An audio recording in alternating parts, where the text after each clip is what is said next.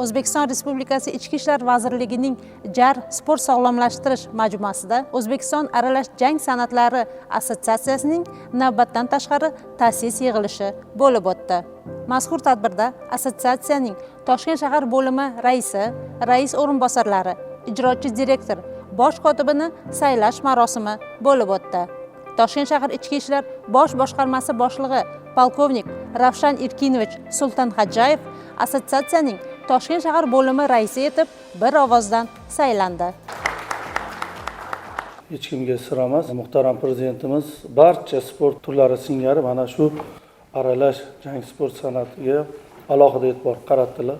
Bizga shu berilgan ishonch balki bizga sinov tariqasida deb qabul qilsak, imkon qadar qo'limizdan va imkoniyatimizdan kelgancha barcha harakatlarni siz bilan birga amalga oshiramiz. Eng asosiy e'tiborimiz yoshlarga qaratiladi.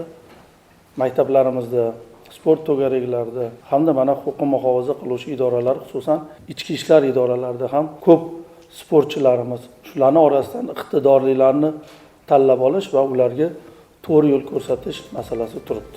Yoshlarni jinoyat yo'lidan qaytarish, huquqbuzarliklar sodir etilishini oldini olishda sportning o'rni katta. Sport insonni nafaqat jismonan baquvvat, balki ruhan tetik qilishga, irodasini chiniqtirishga xizmat qiladi. Tadbir yakunida ishtirokchilar tomonidan mas'ullarga murojaatlar yo'llandi. Muammolar va takliflar tinglandi. Muammolarni hal etish yuzasidan muhokama o'tkazildi.